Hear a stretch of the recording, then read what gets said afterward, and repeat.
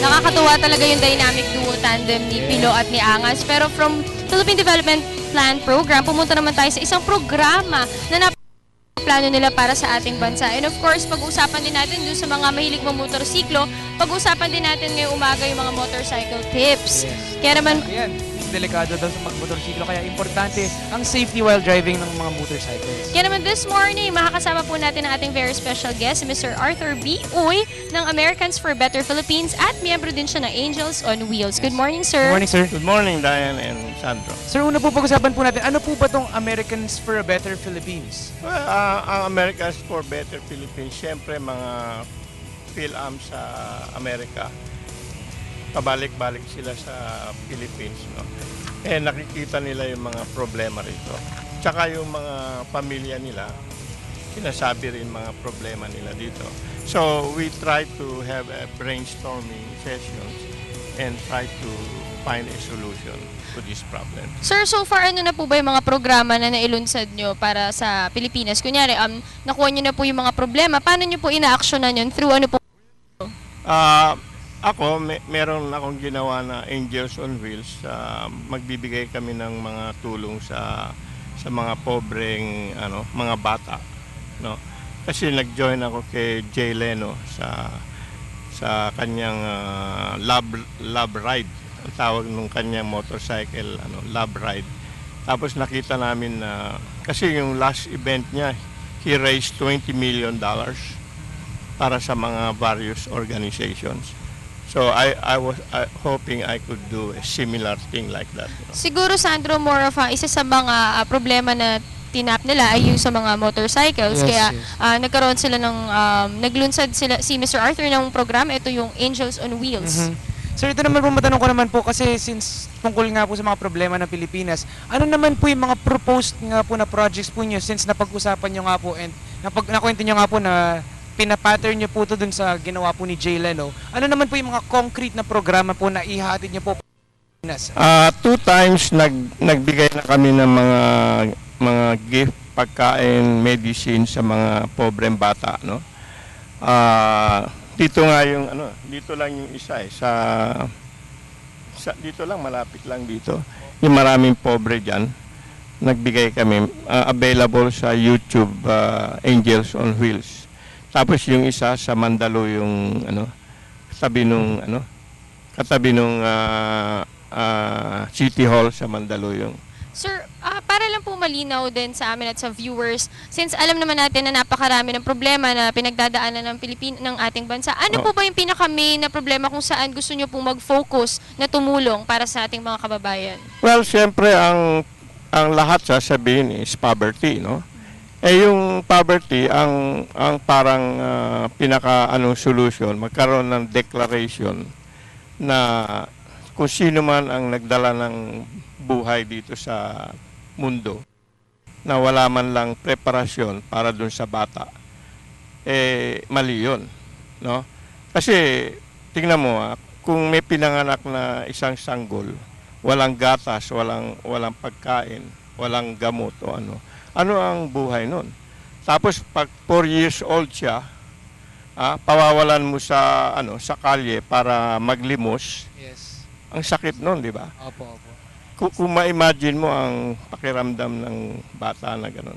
Yes. So, ngayon isa naman- pala sa tinututukan din nila, Sandro, ay poverty. Yes. And sir, ngayon naman siguro mapunta naman tayo po sa usapan na motorsiklo. Alam naman po natin na marami po siguro sa mga Pilipino ang gumagamit ng mga motorcycles as a means of their transportation for them to get to from one point to another. Pero sinasabi nga po nila na delikado daw po ang pagmamotor. Ano naman po ang thoughts niyo po dito sa... Hindi totoo na delikado ang pagmamotor kasi for almost 40 years nagmomotorsiklo ako, no? Sa Amerika din, nagmomotorsiklo rin ako. Ang naobserbahan ko na nagiging dahilan ng maraming aksidente rito, the root cause is ang dali kumuha ng license. Yes. Yun ang malaking difference sa Amerika at saka sa Philippines. Doon, bago ka makakuha ng license, dadaan ka sa written exam, tapos yung actual na exam ng DMV, tawag namin, parang LTO yon, no? Dito, kuminsan malakas ka lang kay ganun, may lisensya ka na. Pero very bad yun kasi pag nagbigay ka ng lisensya ng magmotor sa isang tao, binigyan mo na siya ng kamatayan kasi mangyayari sa kanya dahil hindi siya safe. So, ang ano dun is ang LTO. Bago magbigay ng lisensya, kailangan padaanin muna nila yung ano. Kaya lang yung iba malakas kay gano'n, may lisensya agad sila. Siguro, Sandro, kasi ngayon, medyo matitigas din kasi yung ulo na iba natin mga kababayan na hindi sila nagsusuot ng proper attire kapag nagmamotorsiklo, kaya nagiging delikado. Siguro ngayon, nakakatuwa rin yung ginawa ng programa ng ating gobyerno kung saan nagpapataw sila ng mga penalty na dun sa mga walang helmet, na hindi naka-jacket, kasi dapat pala kapag nagmamotor ka, naka-jacket ka, either jacket or long sleeves. Yes. Kailangan yan kasi importante yan para din sa safety niya kapag kayo tumalsik siguro sa motor niyo, hindi kayo masasaktan dahil suot nyo nga yung proper na safety attire. So yan yung mga ilan sa safety tips na kailangan nating tandaan, which is yun nga, kailangan proper yung attire natin. At syempre, number one, importante, helmet. At diba gusto na nila rin, sir, paiwasan yung nag-aangkas? Tama po ba? Yeah, tama yun. Pero ang isang malaking nagkokos din ng accident, yun din mismong ibang driver na hindi nakamotor. Kasi hindi naman ang mga motor bumabangga lang sarili nila nagbabanggaan. Yeah. So, kung sino yung nakabangga sila, kuminsan sila rin talaga ang may kasalanan. Gaya ng mga hindi nagbubukas ng ilaw paggabi. Opo. Marami yun. Sir, ito naman po, sabi niyo nga po 40 years na kayo nagmumotor. Pero kayo po ba meron na po kayo na-experience na aksidente po siguro? Oo, karamihan ng aksidente ko sa pagkarera ko. Kasi gusto ko maging racing champion nung araw. Sana ako ang gusto kong maunang nanalo sa Amerika, no?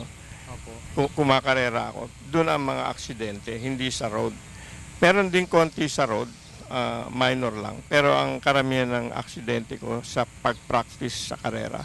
Sir, ano po bang, bukod sa proper attire, ano po bang mga dapat pang tandaan ng mga nagmamotorsiklo para mas maging safety ang kanilang biyahe? So, mga safety tips po siguro actually, ang is observance nung alam nila. Kasi yung iba, alam na nila ang hindi dapat gawin. Ginagawa pa rin nila. Gaya yung sino-shortcut nila sana yung magpa-parking sila doon. Sumasalubong sila sa against the flow, no? Yes. Kung one way sana counterflow, pa ganun. kumbaga. Alam nila na bawal yon. May sign nga ako minsan, one way. Kaya lang sinasadya nilang para lang makatipid sila sa pag-ikot sa around the block or para mas malayo or something. Sir, ngayon, maugong mga balita na kung kailan marami talagang na aksidente sa mga motorsiklo, lalo na yung mga umaangkas tapos wala namang helmet. Sir, may mga programa po ba kayo or workshops or seminars yun sa mga nagmamotor para mas malaman nila or magkaroon sila ng impormasyon tungkol pa kung paano mas mag-iingat sila? Yes, meron organization na tinatawag na Motorcycle Development of the Philippines, no? Every week meron seminar yan led by Saldi Lennon. Tapos broadcast niya pa sa DZRJ tuwing umaga from 5 a.m. to 6 a.m. no? Sa DZRJ. Sponsored ito ng Petron. Sila ang nagbabayad lahat ng Tapos lahat ng motorcycle developers, Honda, Yamaha, ganon, Suzuki, nagko-contribute sila sa expenses because they roam around the country, nagbibigay ng seminar, safety seminar.